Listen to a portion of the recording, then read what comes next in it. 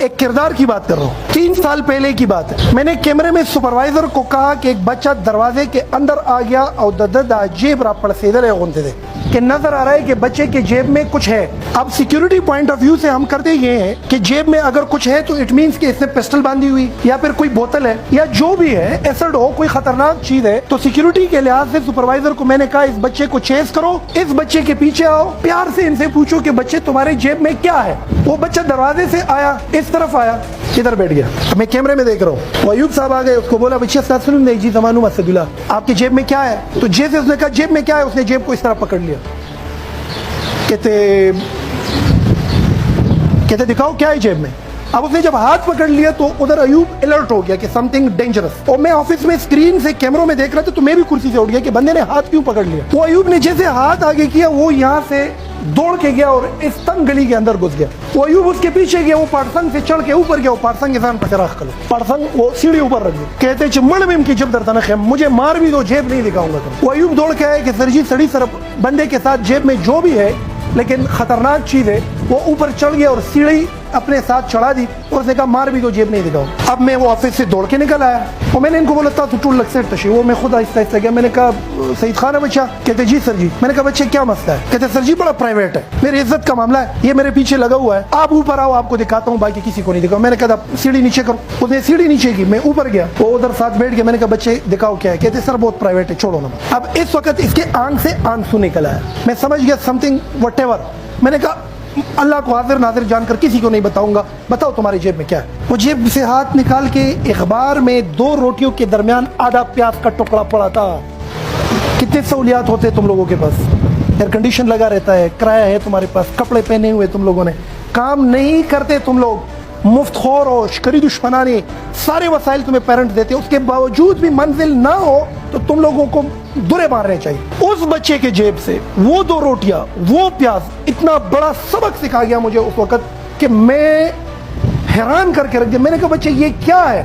کہتے صبح 3:30 بجے میں منڈی جاتا ہوں, سارا دن ہاتھ گاڑی سے یہ ساگ اٹھاؤ ادھر رکھو, بادرنگ اٹھاؤ ادھر رکھو, آلو کی بوری اٹھاؤ ادھر رکھو.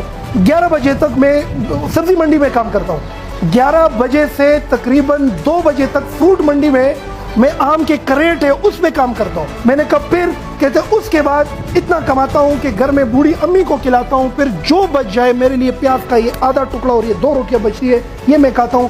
اس لیے میں نے نہیں نکالا. میں نے کہا یہ لوگ میرے مذاق نہ اڑائے. میں نے کہا پھر انگریزی پڑھنے کے لیے آتا ہوں. میں نے کہا وہ میرے پیچھے ان کا استاد بلایا. میں نے کہا اس بچے کی پرفارمنس بتاؤ. کہتے A گریڈ لے رہا ہے ابھی تک. کہتے کبھی چھٹی کی. کہتے نہیں کی چھٹی. اس بچے کے ہاتھ اس دن میں نے چوم لیے تھے اور وہ آج ایک بڑے مقام پر ہے. اگر یہ چیز فیس بک یا یوٹیوب پر چلتی ہے وہ ضرور اس واقعوں کو کوٹ کریں گے.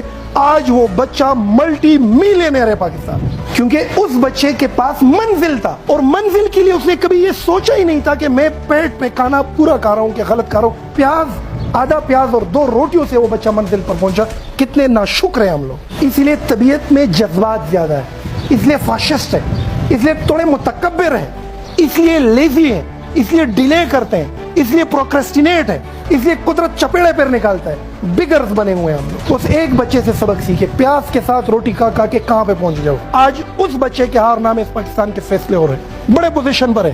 وہ ماں اس کی مر گئی, تنہا ہے اس وقت, لیکن بڑے لیول پہ پہنچ گیا. زندگی رہی ملاقات کرواؤں گا آپ لوگوں کی اسی سٹیج پر اس بچے کے ساتھ. تو ناشکرے نہ بنے, منزل کے لیے خون نکالے, اپنا پیٹ پہ پتھر تک باندھ لے, ڈریس کی پرواہی نہ کرے. ایک آیا تھا کہ میں پریزنٹیشن اس لیے نہیں کر رہا ہوں کیونکہ زما پوندی چاودی دی خلق برا پورے خان دی. ان چیزوں سے آزاد ہو جاؤ. کچھ بچے کلاس نہیں لیتے کیونکہ وہ کہتے 3 دن سے نہائے نہیں ہے, پسینے کی بو آ رہی ہے. اس کی بھی پرواہ نہ کرو, دھوتی پہن لو, پٹے پرانے کپڑے پہن لو, پیون لگاؤ کپڑوں میں. بادشاہ تو وہ ہے جن کے پاس منزل ہے یار. غربت, امیری, وسائل, مال, دولت, منزل کے راستے کی سہولیات ہو سکتی ہے, لیکن غریب کا بچہ جتنی تیزی سے اس میں نکل سکتا ہے کوئی بھی نہیں. میرے اس آج کے سیشن کا سمپل مقصد یہ ہے کہ تمہیں جس بندے, جس کردار کے پاس خوبصورت منزل ہے, اربوں کربوں پتی ہے, عمر و یار کا زنبیل اس کے پاس ہے, جس کے پاس منزل نہیں ہے, تعفن ہے, بدبودار ہے, جگہ گھیرتا ہے, بوجھ ہے, مسئلہ ہے, قدرت کے ساتھ حالت جنگ میں ہے, کوئی مستقبل تمہاری نہیں ہے. آپ آنے والے وقتوں میں ایک فیل کردار